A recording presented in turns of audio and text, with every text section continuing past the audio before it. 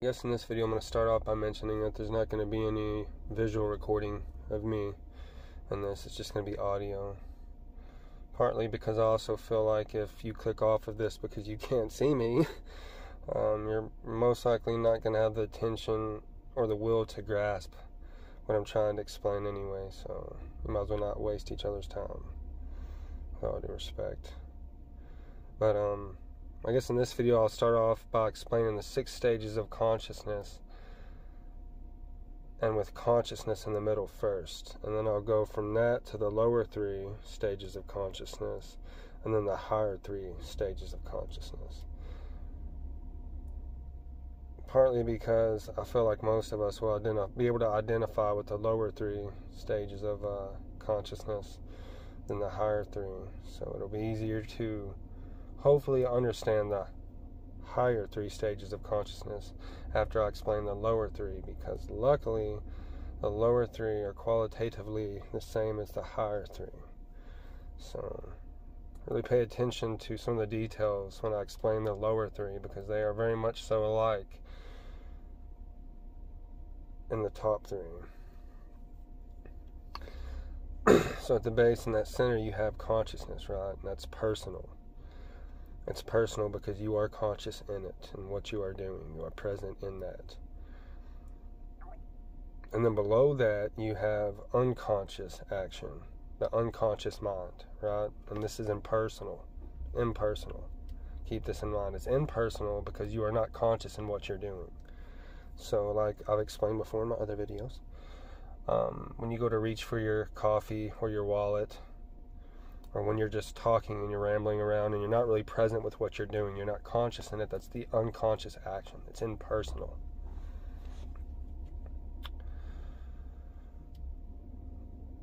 That is something that Sigmund Freud, a psychologist, discovered, but he stopped at. And then Carl Jung, another psychologist, came along and discovered that which is below the unconscious mind, which is the collective unconscious. This is where some people assume that it gets magical, like especially when I start explaining the 3 higher stages, which is more so the East. And they say it's magical. It's not. This is how there's a collective unconscious. An unconscious action in the unconscious mind above, it's impersonal, but it's your own habits and your own actions in that moment, but while you're unconscious, right? And there's other parts of your being layered underneath that you are unconscious of, but come to the surface of your being, like a phobia that you are born with, or a fear of the darkness. Like a child may have a fear for the dark, right? Even though nothing terrifying has happened to them in the dark. It's something that is genetically in them. The amygdala in the brain is stimulated automatically for this reason. It's something that has been passed down to you. It's all that is mind prior to you. All that has existed unconsciously in the mind prior to you. That has been passed down to you. And that goes for all of that which is in the animal kingdom. And other animals included. Keep in mind you are a mammal. So you are an animal too. So you have the unconscious mind, which is impersonal. And then below that you have the collective unconscious mind, which is that unconscious aspect of you which is passed down to you, pretty much. You could look at it in that sense. But it is, in a nutshell, all of mind that has persisted before you. And that is where Jung stopped. And the East had become aware of this, but below that, there's the cosmic unconscious mind. And that includes not just all that which was prior to you in the unconscious mind aspect, but all of reality, all of matter. Because all of reality is one in that way. So this cosmic unconscious is the absolute, the totality of all of that which is unconscious. Matter. And this is important to understand because, like in some of my other videos,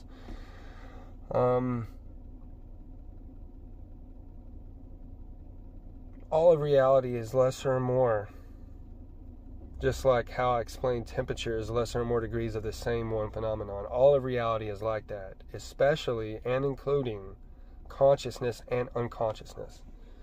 So look at reality as a whole, all of reality, as this consciousness, right?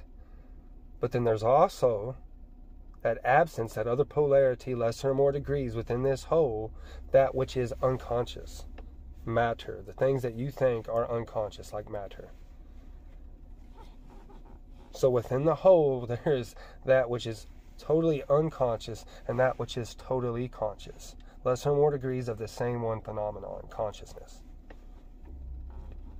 So you have consciousness, unconscious mind, which is impersonal, and the collective unconscious mind and the cosmic unconscious mind.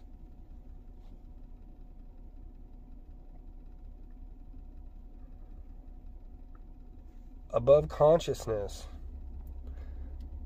is the stage called no mind, and you've heard me speak of this in my other videos. Gotta quit doing that, right? But it is a state of no mind, and it is qualitatively the same as the unconscious mind, but in the sense that it is impersonal. Only in no mind you are completely conscious. You are conscious, but there is no mind, so nothing you are doing is necessarily personal. It is impersonal, selfless, if you want to put it that way.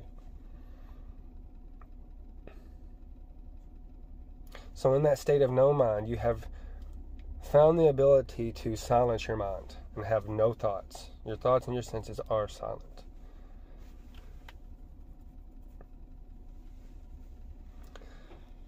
The next stage above that is super consciousness, which sounds corny, right? But this is what they say, what the name is, and this is what I recognize it as well. So super consciousness is the name, but super consciousness, as cliche as that sounds, call it whatever you want. And in super consciousness, you have sustained the ability to hold that silence of mind. There's a different depth to it. You can attain and hold that deep silence of mind whenever you want, no mind. And in that, a recognition occurs of how all that which is conscious is one. You recognize this as one, all that which is conscious. You have this recognition that I speak of in my other videos. That is pretty corny. I'll quit doing that.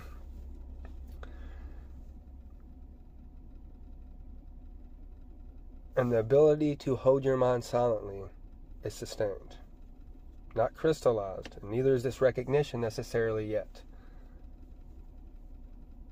But in that deep silence, you have had this recognition. And it does feel deeper. In no mind, you feel somewhat of a bliss. Which I forgot to mention, but in the state of no mind, that state just above consciousness, you somewhat feel this bliss that people will say they've skipped to and feel automatically, but no, it's minor there.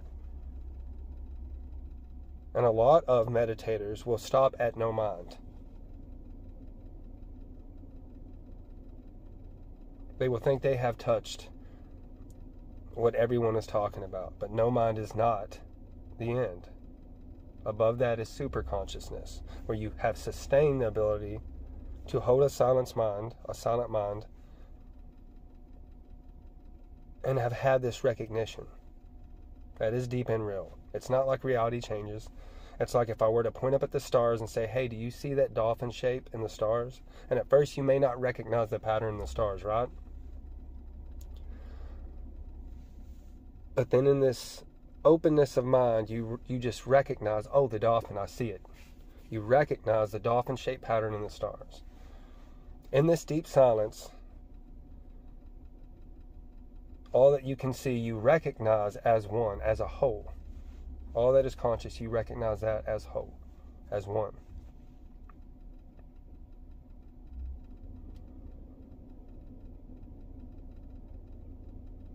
And a lot of people will stop here as well. They'll think that was it. That's also where I believe, where I also became frightened.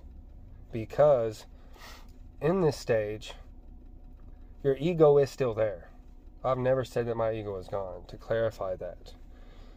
In these stages, your ego is still there. You have not become a point of awareness in that way and reached the highest state. So, as you're going back and forth, and you have attained this silence of mind and the ability to hold this recognition and go back and forth with it, it's terrifying your ego, because you are recognizing this isn't a game, and that there is no self in that way specifically. And at first it is terrifying, because for your mind you feel like you're losing something, right? But you're not actually losing anything, you are gaining something. This is important to remember before I go to the next stage. It's like you were doing the math, 3 plus 3, and getting 7. Thinking that you have a self. And then in these videos or in your own practices, you recognize that you have no self in that way, right? Your ego gets terrified, and it recognizes that it's 6. That it was never in fact 7, it was 6. But keep in mind that it was always 6. There was nothing lost. 3 plus 3 was always 6. This is your ego tricking you to not go higher.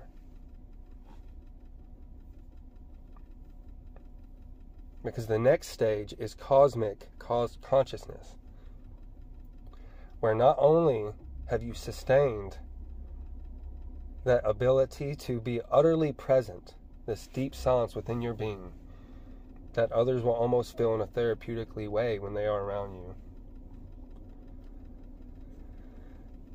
You have sustained that recognition and identification with the whole. And at this stage, you can feel that bliss that you will hear sages and Buddhas and Christ talk about.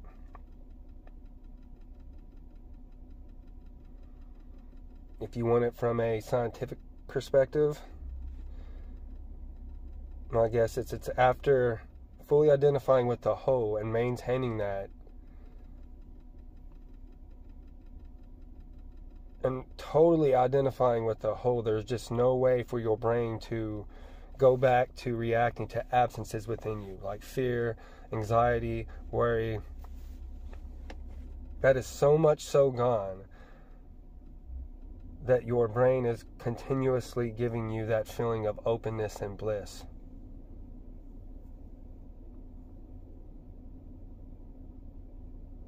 But my point is, that is the stage where that real bliss, that nirvana, is felt. That's where you reach the point of there no longer being self or no self. Neither exists at that point. We can argue whether there's a self all day and whether there is no self all day. But unless you have done the work, you will realize that there comes a point where there is neither self or no self.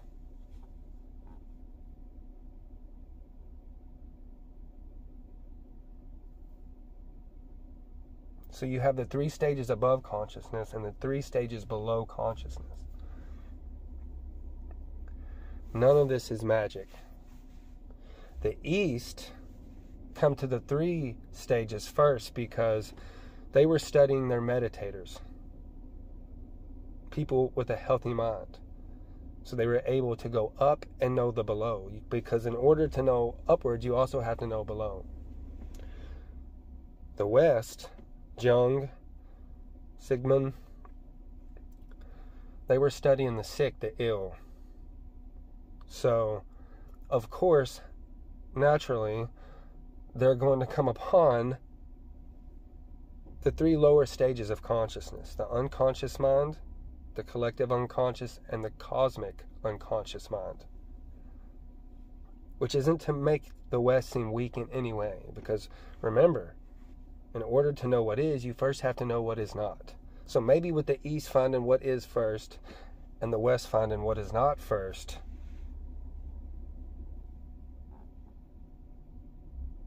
it will have the opposite effect for the West, because you will be able to see that negative side so much, the dark side, the unconscious side so much, that it becomes exhausting. The ego ripens and that drops. If the ego is too subliminal, this will be hard to really recognize. So a lot of times the egoist will almost have the best chance.